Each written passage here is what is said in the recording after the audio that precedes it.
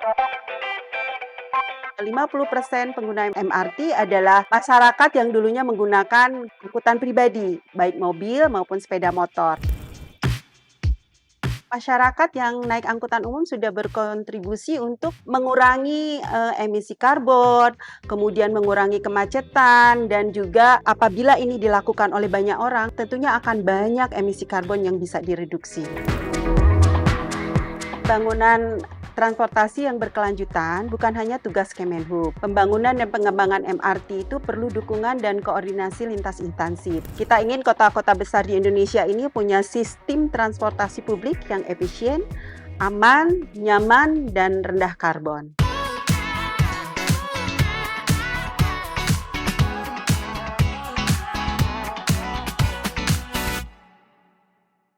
Assalamualaikum warahmatullahi wabarakatuh. Salam sejahtera bagi kita semua. Selamat datang di Talk Portasi. Bersama saya Kamila yang akan menemani Sobat Bijak dan juga memandu perbincangan kita pada episode kali ini. Kali ini kita akan membahas mengenai salah satu langkah besar Indonesia untuk mencapai masa depan yang lebih hijau melalui pembangunan MRT sebagai angkutan perkotaan yang mengedepankan transportasi rendah karbon. Mungkin sebagian dari Sobat Bijak merasa bingung kenapa isu ini penting untuk kita bahas. Jawabannya adalah karena MRT dapat dipercaya menjadi solusi nyata untuk mengurangi emisi karbon di Indonesia. Untuk itu, kita sudah kedatangan narasumber yang sangat spesial untuk kita ajak berdiskusi dan mengulik lebih dalam mengenai topik ini, yaitu Ibu Nunui Nurjana selaku analis kebijakan Ahli Madya. Selamat datang, Ibu. Terima kasih Mbak, halo, terima kasih sudah mengundang saya. Senang sekali bisa bercerita tentang bagaimana MRT bukan saja hanya alat transportasi, tapi juga bagian penting dari masa depan kota untuk pembangunan rendah karbon. Kami juga senang sekali dapat Ibu hadir pada hari ini karena topik ini merupakan topik yang cukup penting ya Bu, apalagi di tengah isu perubahan iklim dan juga polusi udara yang cukup tinggi di Indonesia. Baik, kita langsung mulai saja ya Bu pembahasannya pada episode kali ini. Nah, MRT Jakarta ini kan sering dibilang sebagai simbol transportasi modern di ibu kota. Tapi kalau kita tarik ke konteks yang nasional, kenapa pengembangan MRT ini dianggap penting, Bu, dalam agenda pembangunan transportasi rendah karbon? Betul sekali, karena MRT merupakan bagian upaya dari pemerintah untuk menekan emisi karbon dari sektor transportasi. Kita tahu bahwa sektor transportasi menyumbang karbon sekitar 27% di Indonesia, terutama dari penggunaan kendaraan pribadi. Oke, jadi bisa dibilang adanya MRT ini bukan hanya solusi untuk kemacetan ya, Bu, tapi juga solusi untuk strategi lingkungan hidup nasional. Tepat sekali. Kita ingin menghadirkan transportasi yang cepat, aman, nyaman, dan berkelanjutan tanpa menambah beban emisi bagi bumi kita. Oke, kita lihat kan MRT ini sudah ada sejak 2019 ya Bu, fase satunya. Untuk itu apa saja capaian yang bisa kita banggakan sejauh ini dan dampak lingkungannya seperti apa sejauh ini? Sebenarnya dari pengoperasian MRT fase 1 ini sudah kita rasakan dampaknya, walaupun mungkin sebagian masih merasa belum signifikan, tetapi dari, on time performance sudah 99,9%, kemudian jumlah penumpang juga terus mengalami peningkatan pasca pandemi. Tahun 2022 itu memang masih sedikit, 35.000, tapi pada tahun sekarang 2025 itu sudah mencapai 126.000 per hari. Dan dari data survei yang kami lakukan itu menunjukkan bahwa 50% pengguna MRT adalah, masyarakat yang dulunya menggunakan, angkutan pribadi, baik mobil maupun sepeda motor. Artinya kita di sini melihat bahwa sudah ada pergeseran pengguna angkutan pribadi ke MRT. Sobat bijak di rumah, jadi MRT ini sangat amat, bagus sekali perkembangannya untuk Indonesia, betul ya, Bu? Betul. Jadi setiap orang yang memilih naik MRT ini secara tidak langsung sedang berkontribusi untuk menjaga kualitas udara di Jakarta. Betul. Jadi kalau satu rangkaian itu sekitar bisa mengangkut sekitar 200 sampai 300 orang, bayangkan kalau semua itu tadinya adalah pengguna angkutan pribadi. Berarti ada pengurangan konsumsi, bahan bakar fosil dan gas buang yang luar biasa. potensi pengurangan emisi dan polusi udaranya itu berarti sangat besar. Oke, berarti kita kan tahu MRT ini semakin ramah lingkungan dan juga Betul. efisien. Lalu apakah ada Ibu tantangan dan isu strategis yang perlu diperhatikan? Tantangan dan isu strategis memang 2 hal, yaitu pertama masalah pembiayaan, karena pembangunan dan pengembangan MRT ini membutuhkan biaya yang sangat besar. Kemudian yang kedua adalah masalah mode shifting, di mana memang, belum optimal mode shifting dari angkutan pribadi ke MRT. Mengenai pembiayaan, sepertinya bisa kita lakukan selain dengan menggunakan APBM, seperti skema pembiayaan green financing, creative financing melalui TOD, kemudian berbagai upaya juga sudah dilakukan oleh PT MRT untuk, mengelola MRT sehingga bisa, menghasilkan pendanaan tidak hanya dari farebox itu tiket, tapi juga non farebox. Kemudian satu hal lagi adalah terkait efisiensi energi. Jadi MRT saat ini masih menggunakan, sumber listrik yang menggunakan batu bara. Mungkin ke depan, secara bertahap itu akan menggunakan, energi yang terbarukan, sehingga ini akan lebih efisien. Kemudian juga penggunaan digitalisasi. Sebenarnya MRT itu dirancang sekarang tuh sudah otonom, tetapi memang prasarananya belum mendukung untuk itu. Jadi masih, belum dapat dilakukan secara otonom. Oke, tapi tadi ada yang menarik, Bu, yaitu TOD ya, Bu, atau Mhm. Transit Oriented Development. Iya. Jadi pengembangan kawasan sekitar itu juga penting ya, Bu? Tentu tentu sangat penting karena ini akan memperpendek, jarak perjalanan menggunakan angkutan pribadi. Karena TOD itu kan pengembangan kawasan dengan mendekatkan hunian, perkantoran dengan simpul transportasi. Dengan semakin dekat jarak antara hunian dan kantoran dengan simpul transportasi tentunya akan semakin sedikit, konsumsi BBM dan akan semakin bertambah reduksi emisi karbon yang dihasilkan, seperti itu. Itu sudah merupakan perkembangan yang baik ya, Bu, di MRT Betul, Jakarta. ya. Lalu apakah, rencananya juga akan ada transportasi rendah karbon lewat MRT ini diterapkan di kota-kota lain? Betul, itu ada wacana ya, tetapi tergantung dari pemerintah kota itu sendiri, karena semua kota itu memiliki masing-masing kota memiliki karakteristik yang berbeda-beda ya. Karakteristiknya dari kepadatan ruang, tata ruang, hingga kebutuhan transportasi itu sendiri. Tapi prinsipnya itu sama, yaitu pertama mengurangi emisi melalui moda transportasi listrik yang efisien untuk mendukung pembangunan kota yang berkelanjutan. Kemudian kedua, MRT itu kan berkapasitas besar sehingga akan bisa mengangkut banyak orang yang berpindah dari angkutan pribadi. Dan Kementerian Perhubungan memastikan setiap proyek MRT di daerah memperhatikan faktor tata ruang, efisiensi energi, dan dampak lingkungan. Kita ingin kota-kota besar di Indonesia ini punya sistem transportasi publik yang efisien, aman, nyaman, dan rendah karbon. Untuk kita dapat mewujudkan itu semua, apakah membutuhkan koordinasi lintas instansi, Bu? Betul, karena pembangunan transportasi yang berkelanjutan bukan hanya tugas Kemenhub. Pembangunan dan pengembangan MRT itu perlu dukungan dan koordinasi lintas instansi tentunya. Untuk memastikan agar tidak terjadi tumpang tindih antara proyek MRT, LRT, maupun BRT, dan angkutan massa lainnya, selain itu faktor lingkungan juga menjadi perhatian, agar tidak merusak kawasan hijau, daerah resapan air, dan juga ekosistem sungai. Oke, kalau boleh tahu ini, Bu, seperti apa sih kolaborasi yang dibangun oleh pemerintah? Pemerintah pusat dan pemerintah daerah itu sudah berkolaborasi dan berkoordinasi terkait sinkronisasi rencana tata ruang, kemudian terkait keuangan itu swasta dan lembaga keuangan, juga lembaga internasional, Japan International Cooperation Agency, JICA, itu sejak awal sudah membantu pendanaan dan studi teknis untuk pembiayaan hijau, nanti juga ada dari Korea. Kemudian selain itu juga memang didorong untuk partisipasi masyarakat dan pelaku usaha melalui, pengelolaan TOD. Kita ingin masyarakat punya kesadaran bahwa naik MRT bukan sekedar efisiensi waktu, tapi juga kontribusi nyata terhadap bumi yang lebih rendah karbon. Oke, jadi sobat bijak di rumah, jangan lupa untuk menggunakan MRT untuk membantu pemerintah, karena saya juga sering, Bu, Iya. menggunakan MRT untuk keseharian. Berarti bisa juga ya, Bu, kita simpulkan bahwa dengan membeli tiket Mhm. MRT, kita bisa dibilang sebagai investasi kecil untuk masa depan bumi.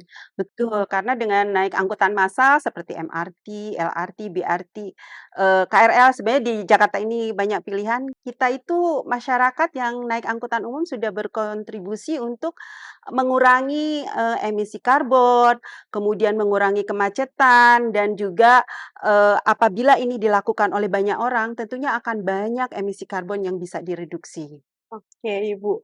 Ngomong-ngomong soal MRT Jakarta, masyarakat juga banyak yang penasaran saat ini. Bagaimana perkembangan dari pembangunan fase 2, 3, bahkan 4 yang sering disebut-sebut saat ini? Jadi kalau fase 2 merupakan lanjutan dari fase 1.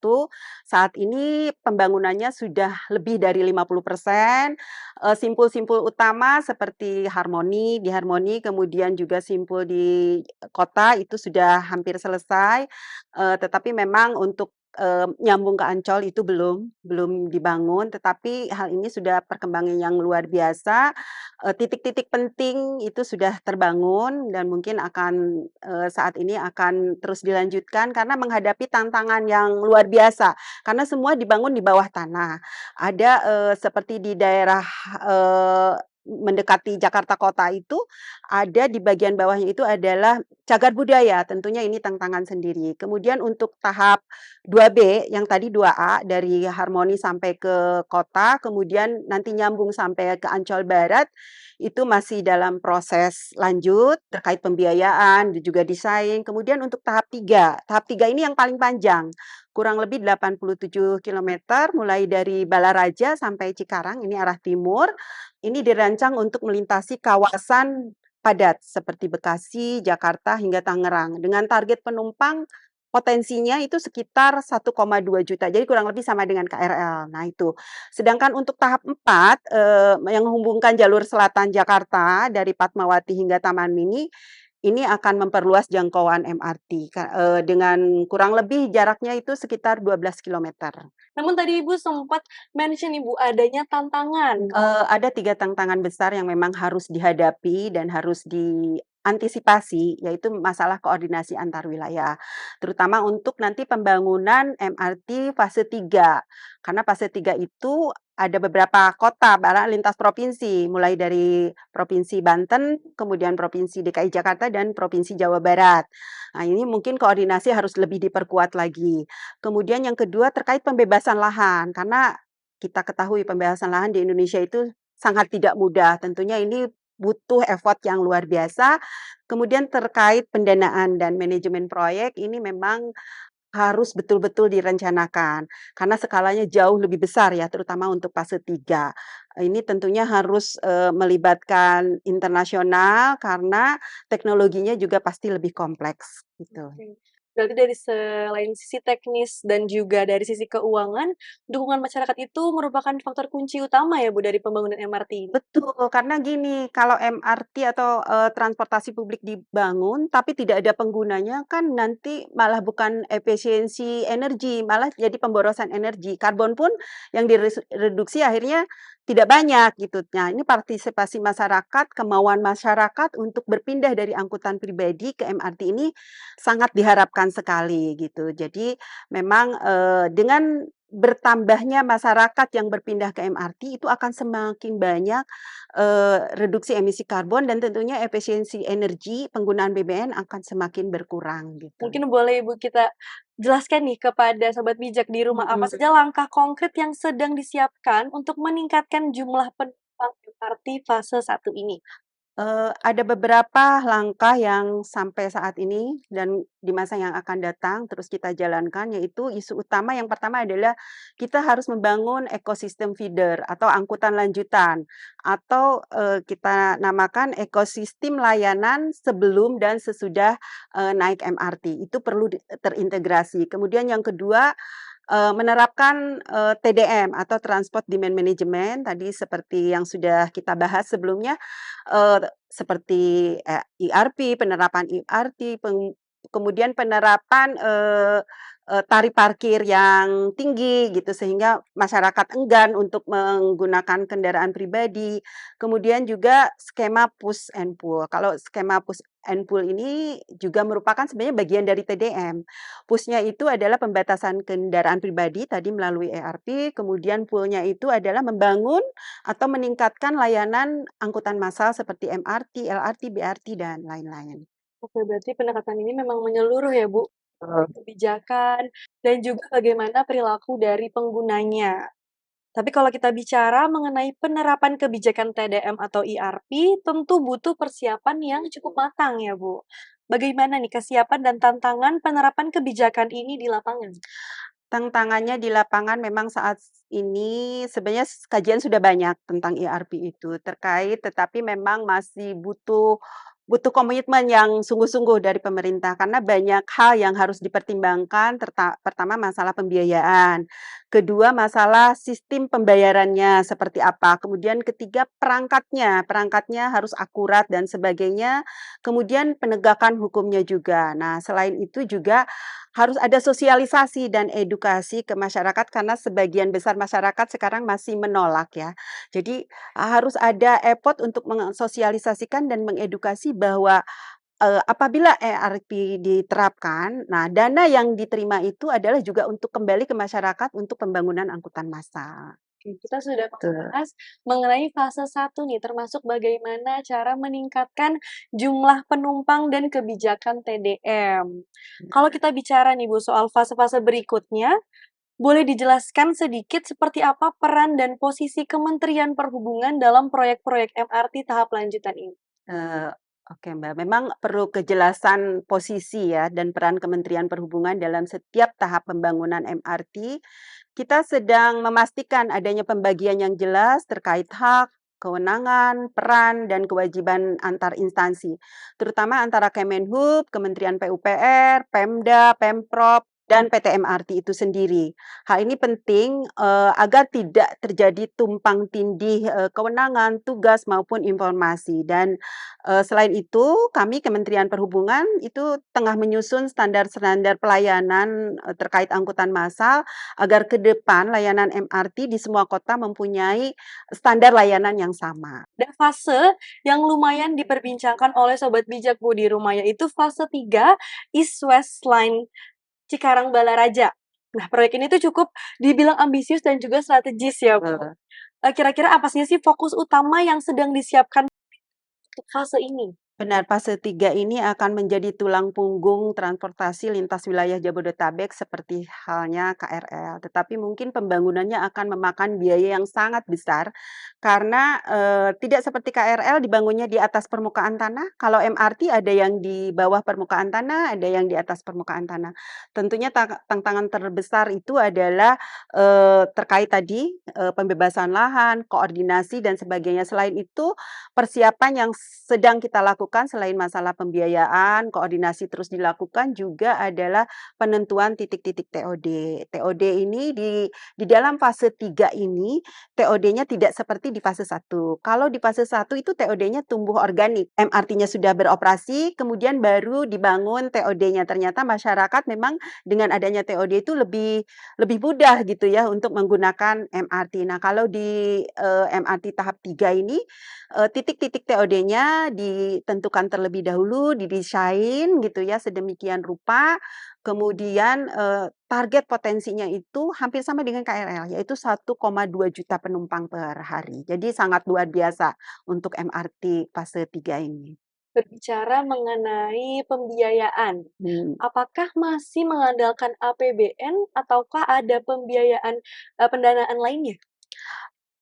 Untuk MRT ke depan, MRT fase 1 memang, sebagian besar masih menggunakan APBN dengan bantuan internasional, tentunya kita tahu semua, itu pembiayaan dari bantuan dari JICA. Kemudian untuk, tahap selanjutnya, kemungkinan kita masih menggunakan APBN juga tetap dengan bantuan internasional, tetapi ke depannya untuk pengelolaannya, kita dorong untuk, ada skema pembiayaan lain seperti green financing, kemudian creative financing, dan, juga keikutsertaan masyarakat dalam pengelolaan MRT. Seperti dalam pengelolaan MRT itu ada yang namanya fare box dan non fare box. Kalau fare box itu didapatnya dari tiket. Jadi, penghasilannya terutama dari tiket. Tapi ada sekarang adalah pembiayaan dari non-fare box, penghasilan dari non-fare box yaitu penghasilan di luar tiket. Nah, pembiayaan ini pembiayaan dari non-fare box ini yang kita harapkan ke depan terus didorong karena MRT itu kan luar biasa ya. Salah satu contohnya, penghasilan dari non-fare box itu adalah pemasangan iklan, kemudian penamaan stasiun dengan, iklan-iklan tertentu gitu. Nah mempunyai penghasilan yang cukup baik. Jadi Sobat Bijak yang belum tahu, ini adalah pengembangan MRT di Jakarta maupun di Indonesia. Untuk Sobat Bijak di rumah yang masih belum menggunakan, boleh mulai sekarang kita dukung dengan menggunakan MRT untuk keseharian kita. Dan kalau boleh dirangkum, berarti rumusan kebijakan MRT tidak hanya soal teknis pembangunan, tapi juga menyentuh aspek tata kelola, pendanaan, dan keberlanjutan jangka panjang baik di Jakarta maupun kota-kota lain di Indonesia.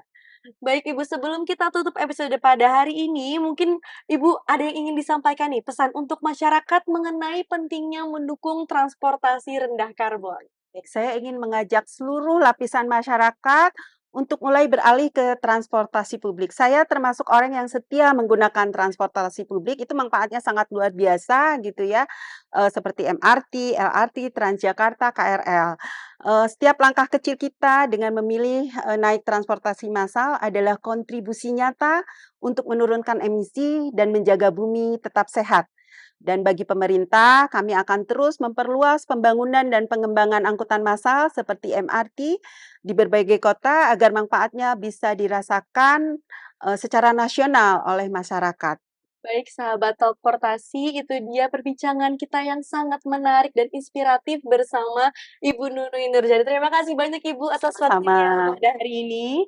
Semoga pembangunan MRT di Indonesia dapat menjadi contoh bahwa modernisasi dan juga keberlanjutan adalah kunci yang penting dan dapat berjalan seiringan. Sampai jumpa di episode berikutnya dari Teleportasi, bercerita, berbagi, dan bergerak bersama untuk transportasi Indonesia yang lebih baik. Tetap semangat dalam membangun konektivitas negeri.